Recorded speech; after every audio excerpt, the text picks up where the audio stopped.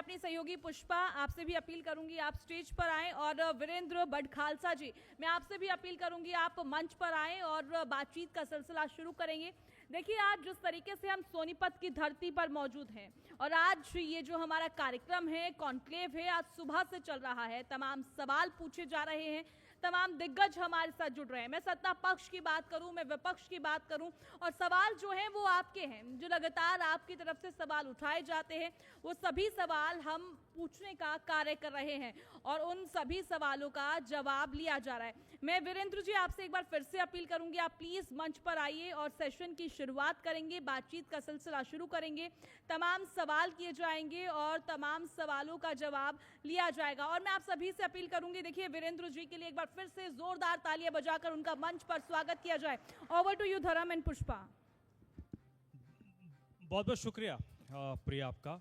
और वीरेंद्र जी, सबसे पहले तो बहुत बहुत स्वागत सर आपका, आपने वक्त निकाला। और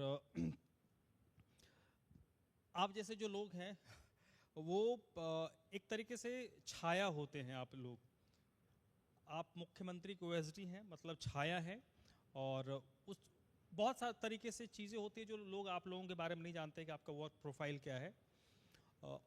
लेकिन वर्तमान में सर, हम सरकार की जब बात करेंगे ही, मुख्यमंत्री जी की बात करेंगे। मुख्यमंत्री जी के लिए, हालांकि वो कहते हैं कि इस सरकार में कोई क्षेत्रवाद नहीं है, सरकार के लिए पूरा हरियाणा हरियाणा है, एक हरियाणा है, और सबको हम समान निगाह से देखते हैं, जो पूर्व में नहीं होता था।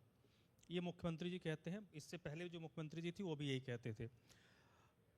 सोनीपत के लिए क्या विजन है सर राज्य सरकार के पास? क्योंकि मैं आपसे थोड़ा टेक्निकल बात भी करूंगा, तो सोनीपत का क्या विजन है राज्य सरकार के लिए?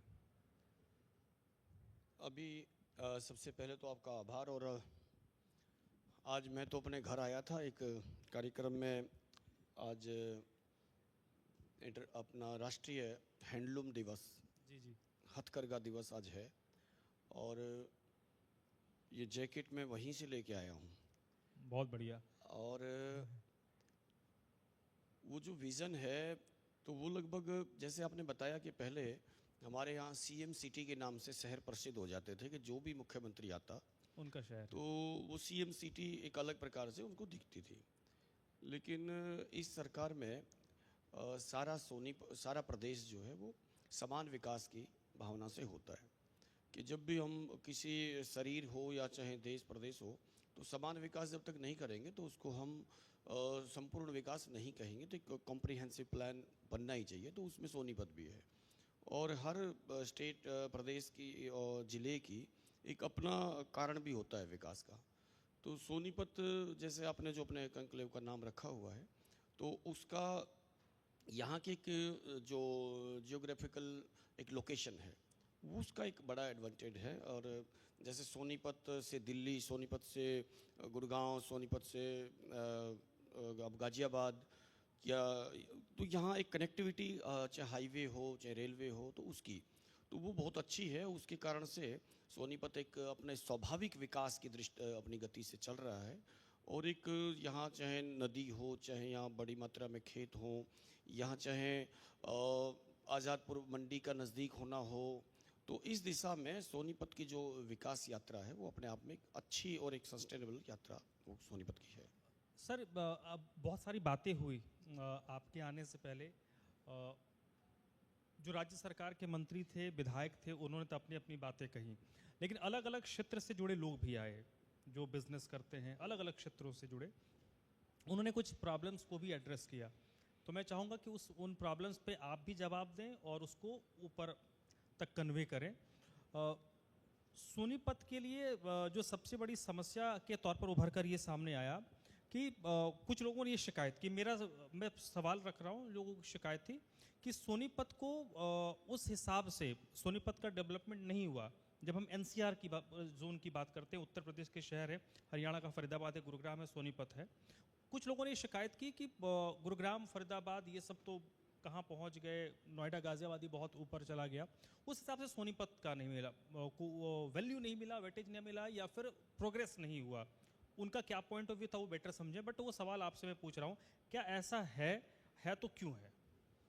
नहीं, तरह से देखो सबका अपना अपना एक विचार होता है, तो मुझे नहीं लगता कि ऐसा कोई वहाँ का विकास की एक गति होती है, तो वो खुद खींच करके विकास को स्पेशली उस दिशा में अलग अलग, जैसे मान लो गुड़गांव है तो गुड़गांव के विकास के अपने कारण थे, फरीदाबाद है, फरीदाबाद के विकास का अपना एक मॉडल था, तो सोनीपत का एक मॉडल है ये। तो अब इसमें हम तुलना नहीं हो सकती कि उस जैसा विकास, सोनीपत को सोनीपत जैसा ही विकास, यहाँ की जिस प्रकार के यहाँ संसाधन है उस संसाधनों के आधार पर ही यहाँ का विकास होगा। तो हम ये तुलना नहीं कर सकते कि यहाँ इसको हम बॉम्बे बनाएंगे, इसको हम दिल्ली बनाएंगे, दिल्ली दिल्ली रहेगी, ये सोनीपत सोनीपत रहेगा। सोनीपत की यहाँ के लोगों का अर्थव्यवस्था, यहाँ की आर्थिक स्थिति कैसी है, ये तुलना करनी चाहिए। यहाँ के लोगों के जनजीवन में यहाँ अपना कनेक्टिविटी कैसी है, ये विचार करना चाहिए। यहाँ की बिजली की व्यवस्था है ये कैसी है, ये इस पे विचार करना चाहिए। जब आपको ये चीज़ें प्रॉपर दिख रही हैं तो फिर उस दिशा में ठीक है। और जहाँ तक है संभावना तो शेष रह ही जाती है। आप कितना भी मान लो ये कार्यक्रम आपने किया है, तो आपको यहाँ जब आप बाद में बैठोगे तो पता लगेगा ये भी करते तो और अच्छा होता, ये भी करते तो हर किसी को संभावनाएं तो लगती हैं कि ये भी होता तो और अच्छा होता। सर इसमें ना राज्यों के बीच एक कंपटीशन भी है, वो किस तरीके से मैं बताता हूँ। दिल्ली का जो क्षेत्रफल है वो सीमित है, और जो कंपनियां दिल्ली में आज से 40 साल 50 साल 60 साल पहले स्थापित हो गई या 100 साल पहले स्थापित हो गई, वो अब माइग्रेट कर रही हैं, क्योंकि उनके लिए पॉसिबल नहीं है वहाँ से कंडक्ट करना। तो उसको लेकर पहले तो उसका फ़ायदा सोनीपत को, फरीदाबाद को, गुरुग्राम को हुआ, नोएडा गाज़ियाबाद को भी हुआ। आपको लगता है यूपी हरियाणा या हरियाणा में भी फरीदाबाद और सोनीपत के बीच कंपटीशन है कि जो लोग वहाँ से निकलें वो मेरी तरफ आएँ? बिल्कुल। अभी मैं बात कर रहा था कि जैसे पीछे कोरोना हुआ, तो कोरोना काल में सबसे ज़्यादा जो माइग्रेट होकर के आए तो वो लगभग सोनीपत उन्होंने उनको पसंद आया। और दूसरा, अभी मैं यहाँ जैसे विकास की बात मैं कर रहा हूँ, शिक्षा का हब है ये। इतनी सारी यूनिवर्सिटीज़ पूरे प्रदेश में शायद किसी एक ज़िले में इतनी नहीं होंगी, कहीं पे भी आप देखोगे तो उस तरह से शिक्षा के क्षेत्र में भी ये विकास कर रहा है। और जहाँ तक उद्योग का बात है, तो उस दिशा से, उस गति से जब यहाँ का उद्योग का जिस प्रकार से ग्रोथ हो रही है, तो अगर आप वो चेक करोगे तो वो भी बहुत अच्छी दिशा में यहाँ पर चली हुई है। अभी बताया कि SMDA की भी यहाँ हमने गठन किया है, तो उसमें एक अच्छे प्रकार का बजट, एक अच्छी प्लानिंग, उनका इम्प्लीमेंटेशन, इसके ऊपर भी विशेष यहाँ पर गौर किया जा रहा है। तो मुझे नहीं लगता कि विकास की दृष्टि से, हाँ संभावनाएं शेष होती हैं। जो भी सुझाव जैसे आते हैं, रचनात्मक सुझाव, उनको तत्काल प्रभाव से माननीय मुख्यमंत्री जी इस पर ध्यान भी देते हैं और लागू करने के भी काम करते हैं। सर, पंजाब और हरियाणा के लोग जो हैं वो किसानी पे ज़्यादा विश्वास रखते हैं, जहाँ तक मुझे जानकारी है। तो आप भी किसान परिवार से आते हैं, किसानों को लेकर खास करके ऑर्गेनिक फार्मिंग की अगर मैं बात करूँ या नेचुरल फार्मिंग की बात करूँ, सरकार उस पर आजकल ज़्यादा फोकस कर रही है। चाहे मैं पंजाब की बात करूँ, हरियाणा की, तो हरियाणा सरकार किस तरीके से किसानों को आगे बढ़ाने का प्लान है उसका? जी, इस पे एक सवाल मैं इसी से जुड़ा, फसलों की डाइवर्सिटी की बात हो रही है।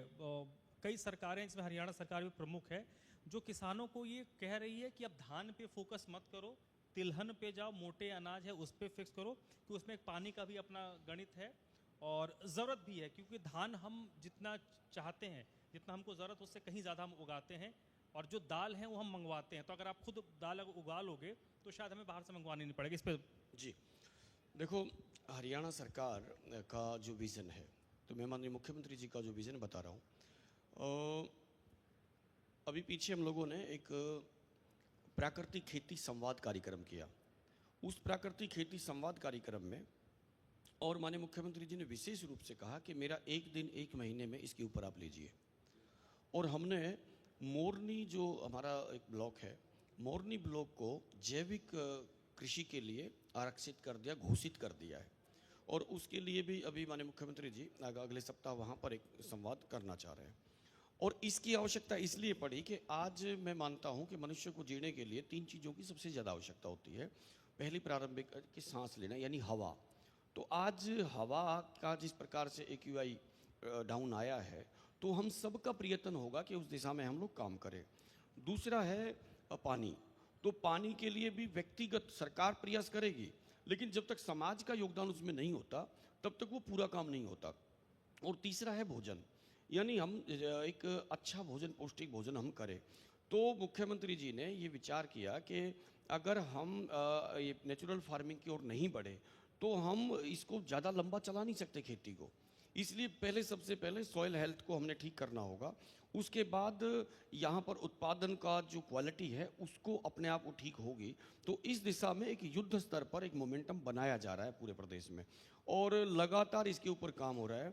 और दूसरा, किसान को भी ये समझाया जाता है कि लंबी यात्रा अगर आप, हमारे पूर्वजों ने अभी पीछे हमने कार्यक्रम किया कि 1960 से पहले और 60,000 साल का भी रिकॉर्ड निकालोगे तो उसी खेती पर उसी हिसाब से हम लोग खेती करते आ रहे थे। लेकिन ये पिछले जो 40-50 साल आए, इनमें हमने खेती भूमि को पूरी तरह से समाप्त कर दिया और आज हम पूरी तरह से खाद के ऊपर आधारित डिपेंड हो गए हैं।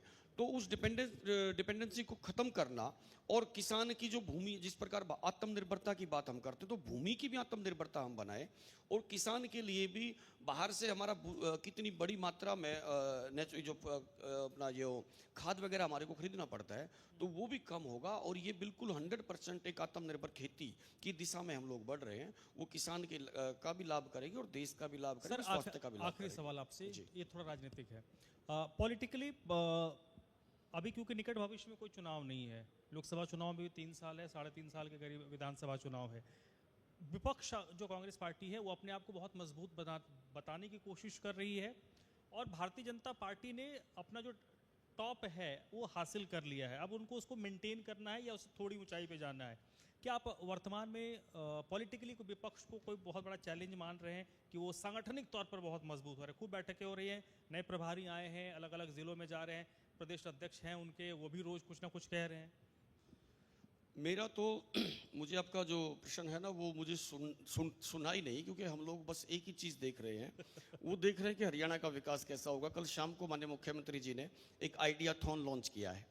वो आइडिया थॉन लॉन्च इसलिए किया है कि जिसके मन में कोई ऐसा आइडिया जो इस प्रदेश की दिशा दशा को बदल सकता हो, इसके किसान की को समृद्ध कर सकता हो, एंटरप्रेन्योरशिप बना सकता हो, इस प्रकार के आइडिया पे रात दिन माननीय मुख्यमंत्री जी काम करते हैं। जब मैं मुख्यमंत्री जी की वर्किंग पे देखता हूँ कि वो एक दिन 3 बजे रात को वहाँ पहुँचे हैं, मेरे पास उनका डेली अपडेट होता रहता है, कितने बजे आए कितने बजे गए। बिल्कुल बिल्कुल बिल्कुल। तो वो 3 बजे पहुँचते हैं और वो सुबह 8:30 बजे फिर अपनी मीटिंग कर लेते हैं और इसमें रिकॉर्ड है। और वो रात के 12 बजे 12:15 बजे मैं उनसे बात करके अगले दिन निकलता हूँ। इस प्रकार से जो 20-22 घंटे जो व्यक्ति काम करते हैं, उनको इन प्रश्नों की ना इस चीज़ों का डर ही नहीं लगता, क्योंकि वो केवल प्रदेश के विकास और उन्नति के लिए कार्य करते हैं। चलिए, धन्यवाद। भगवान कृष्ण की जो ज्ञान की स्थली उससे थोड़ी दूरी पे हम लोग हैं, तो एक कृष्ण कहते हैं कि कर्म करते जाओ, फल की चिंता मत करो। बिल्कुल बिल्कुल। बहुत बहुत शुक्रिया सर, धन्यवाद। Thank you. धन्यवाद।